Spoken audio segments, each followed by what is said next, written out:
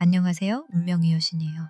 오늘은 최근 많은 분들이 놀라셨던 바로 박나래 씨 자택 도난 사건을 점성술과 터의 운명으로 분석해 볼 거예요. 우선 집의 터부터 볼까요?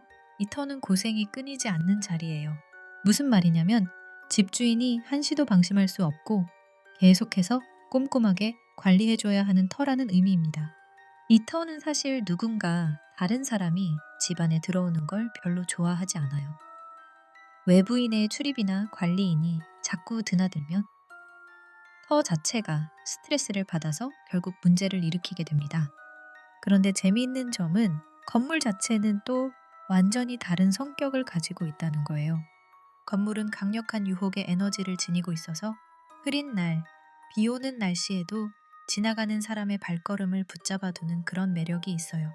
보통 사람이라면 이런 건물을 보고 쉽게 넘어갈 수 없을 만큼 강한 끌림을 느끼게 되죠. 여기서 흥미로운 점이 생기죠. 집터는 외부인을 싫어하는데 건물은 사람들을 자꾸 끌어들여요. 따라서 이 상반된 기운이 계속 부딪히다 보면 결국 집에서 사건이나 문제가 발생할 가능성이 굉장히 커지게 돼요.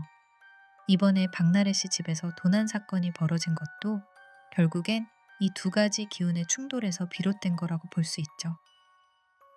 박나래 씨가 이 집을 매입한 시기는 2021년도였어요. 당시 집의 운세 흐름상 매입할 때는 자연스럽게 레버리지를 많이 일으킬 수밖에 없었던 상황이에요. 왜냐하면 그때가 건물의 가치가 상당히 높게 평가된 시점이었기 때문이죠. 그래서 박나래 씨는 이 집을 경매로 구매하면서 경제적인 부담을 조금 덜 수 있었던 것으로 보입니다. 다행인 점은 만약 일반적인 매매로 구매했다면 당시 가격이 너무 높았기 때문에 결국 손해를 감수하고 다시 팔아야 했을 가능성이 커요. 만약 일반적인 매매였다면 아마도 이 집은 2024년도에 재매각되었을 거예요.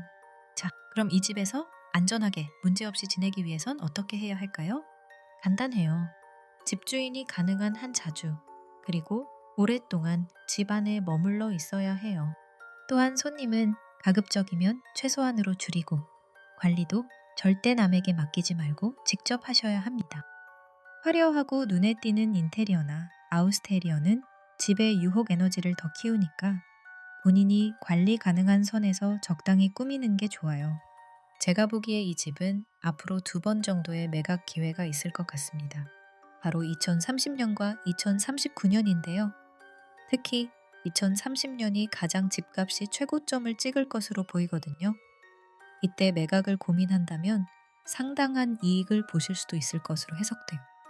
다시 말씀드리지만 이 집터는 집주인이 계속 머물며 돌봐주는 걸 가장 좋아해요. 그리고 외부인 출입을 최소화해주는 것이 정말 중요합니다. 이제 다시 한번 정리할게요. 첫째, 최대한 집에 오래 머물기. 둘째, 손님과 외부 출입 최소화하기.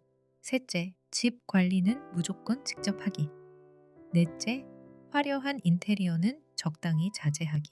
이 네 가지만 잘 기억하시고 실천하시면 이번과 같은 흉사는 다시는 일어나지 않을 거예요. 집과 터는 우리가 생각하는 것보다 더 많은 기운을 담고 있어요. 우리가 살면서 가장 오랜 시간을 보내고 우리의 마음과 몸을 쉬게 하는 공간이니까요. 그래서 어쩌면 내가 살고 있는 이 공간의 운명을 알고 이에 맞는 대비를 해보는 것도 삶의 중요한 지혜가 될 수 있겠죠. 지금까지 운명의 여신이었고요. 여러분의 소중한 공간에도 언제나 평화와 행운이 가득하기를 진심으로 바랍니다. 언제든 더 깊은 이야기가 필요하시면 저는 항상 이곳에서 여러분과 함께하겠습니다. 감사합니다. 다음 영상에서 또 뵐게요.